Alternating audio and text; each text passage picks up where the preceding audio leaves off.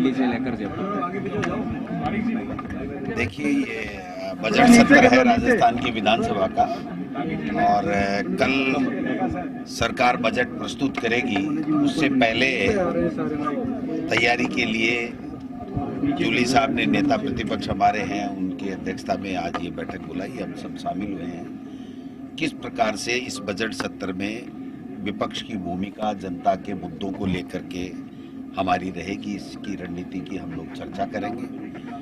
और जो 8 महीने में, 7 महीने में हमने जो आलम देखा है, जो पर्चियों के अलावा कोई फैसले हो नहीं रहे हैं, कोई खुद का विजन नहीं है, खुद की योजना नहीं है, और जो पहले इन्होंने अंतरिम बजट पेश किया उसकी क्रियान्विति का कोई रोड मैप नहीं है। 100 दिन की कार्य योजना बनाने वाले लोग आज आप देख सकते हैं कि 200 दिन के लगभग हो गए, वो 100 दिन की कार्य योजना इनकी बनी नहीं है। आपस में सरकार में सामंजस्य नहीं है, ब्यूरोक्रेसी हावी है।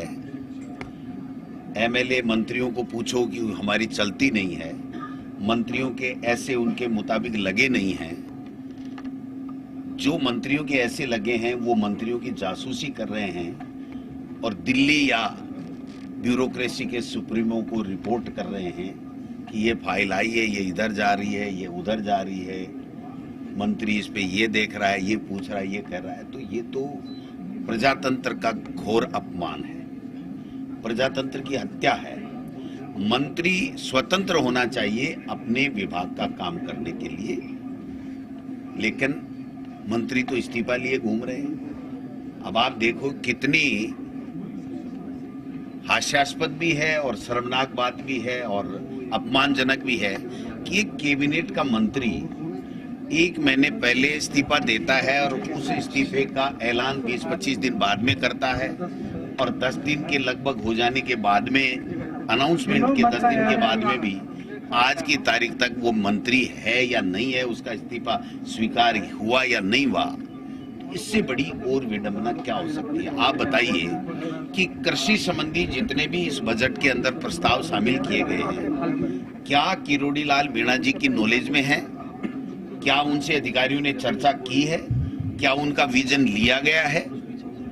मुख्यमंत्री जी पूरे बजट के ऊपर परिचर्चा कर रहे थे, हर वर्ग से की है, अच्छी बात है, लेकिन वित्त मंत्री दिया कुमारी जी बजट पेश कर रही है। उन्होंने कितनी मीटिंगें ली, कितना उन्होंने लोगों से राय ली? क्या उनका विजन इसके अंदर है? उनका विजन आएगा या फिर मुख्यमंत्री जी ने जिन्होंने सारी बैठकें की है उनका विजन आएगा? बजट एक ही जो बजट पढ़ने वाला वित्त मंत्री होता है वो ही बनाता है, वो ही वहां पर वाचन करता है। तो मैं समझता हूं कि ये बहुत ही एक तरीके से एक नई परंपरा की ये शुरुआत कर रहे हैं कि पढ़ेगा कोई, बनाएगा कोई, और फिर उसकी परिणति या उसका जो फील्ड के अंदर उसको कैसे उतार पाएंगे उस बजट को, ये बहुत ही सोचनीय प्रश्न है। क्योंकि जो पिछला अंतरिम बजट था उसमें जो घोषणाएं दिया कुमारी जी ने वित्त मंत्री की हैसियत से की थी, मैं दावे के साथ कह सकता हूं, हम कल नहीं तो परसों जब हमारी चर्चा होगी, बहस होगी इस बजट के ऊपर, तो हम एक एक चीज बताएंगे कि आपने केवल बातें की हैं, बातों के अलावा कुछ नहीं किया। क्योंकि इनके मुखिया ही मन की बात कर रहे हैं, काम की बात नहीं कर रहे, तो ये कहां से काम की बात करेंगे? ये भी केवल मन की बात करेंगे, एक दूसरे के पटकनी देने की बात करेंगे, हमारी जो सरकार की अच्छी योजनाएं थी उनकी समीक्षा की बात करेंगे, और अनर्गल बयानबाजी करेंगे, सब पे भ्रष्टाचार के आरोप लगाएंगे, सब पे कहेंगे सब कुछ योजनाएं गड़बड़ है। आप बताइए, इंग्लिश मीडियम स्कूल कितनी शानदार चल रही है, लॉटरी से एडमिशन हो रहे हैं, और हमारा शिक्षा मंत्री जब से बना है तब से उस इंग्लिश मीडियम स्कूल के पीछे पड़े हुए हैं। और कारण है इसके पीछे, बहुत स्पष्ट कारण है कि वो नहीं चाहते कि गरीब के बच्चे इंग्लिश मीडियम में फ्री में पढ़ करके अपना भविष्य का निर्माण कर सके।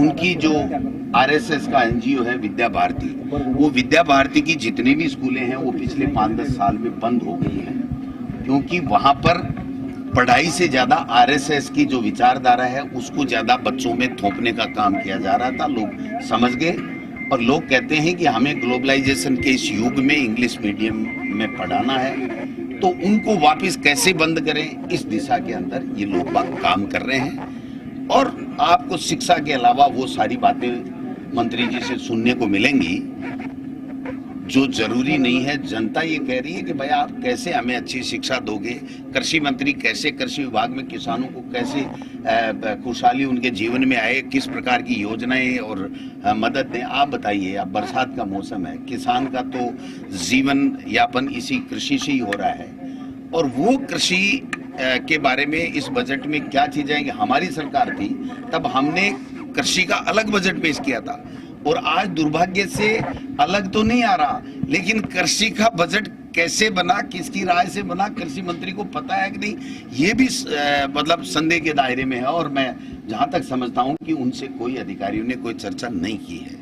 तो अब इस बजट का क्या हाल होगा, ये देखने वाली बातें हैं। आज हम सब लोग चर्चा करेंगे, सदन के अंदर इनको घेरने का काम करेंगे, इनकी नाक में नकेल डालेंगे कि जनता के लिए आप चुन करके आए हो, जनता ने आपको आशीर्वाद देके सरकार में दिया है, तो आप हमको कांग्रेस को गाली देना बंद करो और आप अपना विजन पेश करो, और लोगों के कैसे अच्छे काम हो, कैसे यहाँ का विकास हो, कैसे उनके जीवन में खुशहाली हो, इस प्रकार की योजनाएं बना करके इम्प्लीमेंट इस प्रदेश में करो।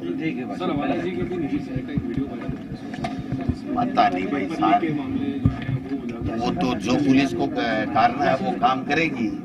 जिस किसी का भी वीडियो होगा, कल हाल में बाड़मेर में भी देखा था, एक वीडियो वायरल हो रहा है जो बंदूकें लाठियां सिरियां लेकर के तो आज मारपीट कर रहे हैं, जानलेवा हमला कर रहे हैं, और ये सरकार कोई बात करने के लिए तैयार नहीं है। तो मैं तो ऐसा कहता हूं कि इस अपराध के ऊपर अंकुश लगे।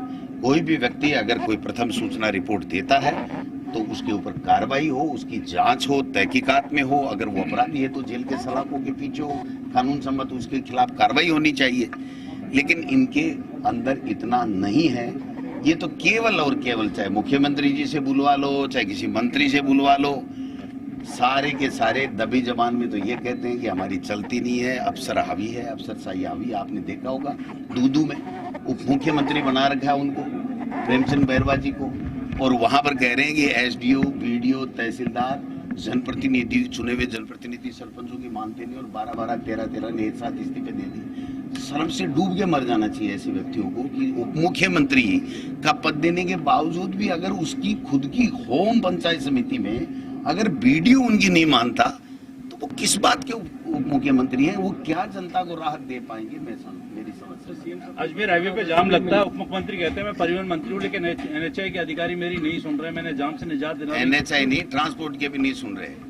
और आपने देखा होगा कि बॉर्डर के ऊपर रात को जो लूट खसोट होती है ना परिवहन विभाग में, वो सब बातें हम राजस्थान की विधानसभा में जब समय आएगा तब बताएंगे। सीएम साहब की मिलने की बात सामने लगी, एक घंटे मीटिंग चलने की बात सामने है, क्या लगता है ये भी एक खबर है, ये भी एक खबर है भाई, ये भी एक खबर है। हम तो गहलोत साहब से रोजाना मिलते रहते हैं, अभी भी आज भी मिल के आए, 3 दिन पहले भी मिल के आए, 4 दिन पहले भी, लेकिन उस खबर को प्लांट कराई गई, फोटो ली नहीं गई, तो क्या इसमें कोई बड़ी बात कर दी क्या? सीएम को तो रोजाना जाके राय लेनी चाहिए सीनियर लीडर से, और मैं तो कह रहा हूं कि कांग्रेस के वरिष्ठ जो नेता हैं उनसे भी राय लेनी चाहिए। वो तो केवल ब्यूरोक्रेसी ने घेर रखा उनको, उनके खुद से बस की बात है ही नहीं। Thank you. Thank you.